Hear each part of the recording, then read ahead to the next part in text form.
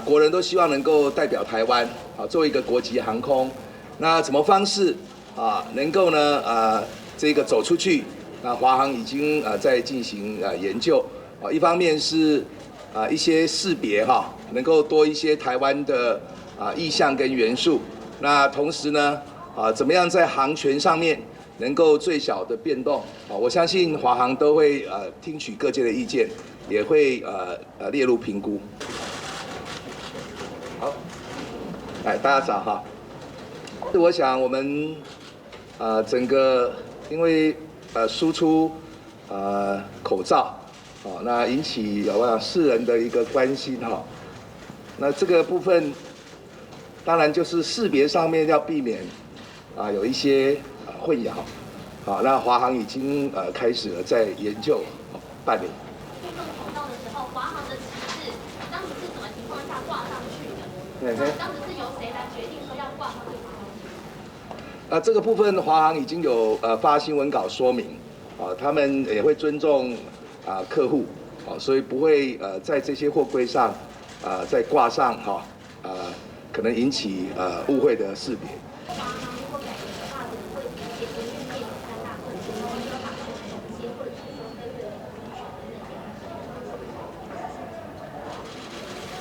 跟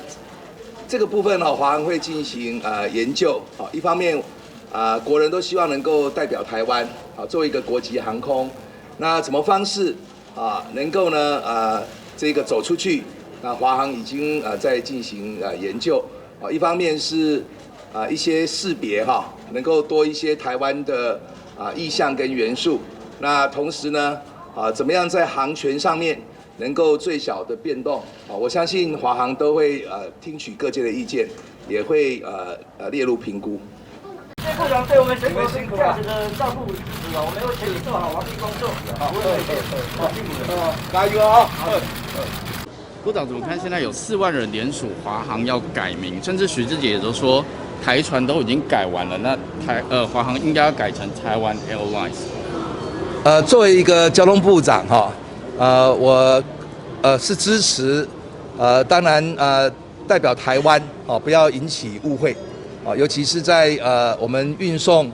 这些防疫物资就是援助一些国家的时候，所以首先就是要避免有一些引起误解那尽量用台湾来代表。那至于说航空公司的改名那交通部也是持开放的态度。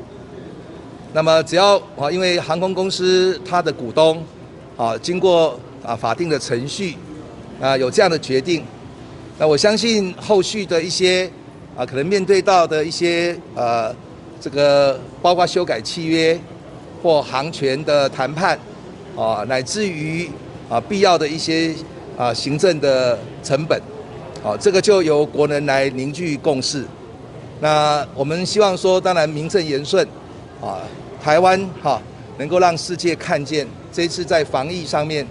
的一个成果，我们也当然希望能够减少误会。这一次的防疫也证明这个台湾跟中国在全世界的形象可以说是很大的一个对比。那当然国人都不希望去引起误解，我们也会一起来努力。我们交通部对于大众运输在防疫期间肩负起责任让我们可以放心的搭车我仅代表国人表达感谢。那么交通部也知道因为疫情的冲击，大众运输特别是客运业受到很大的这个业绩的影响。那因此我们扩大对国道客运的一个补助那么从先前我们是针对机场的路线，总共280辆，那840万元的补助，我们扩大到所有国道客运，那么总共有3500辆。那如果他们的运量减少50%以上我们就补助每个月3万块一辆，那连续3个月就是9万元。那如果它的运量降低是在3成到5成，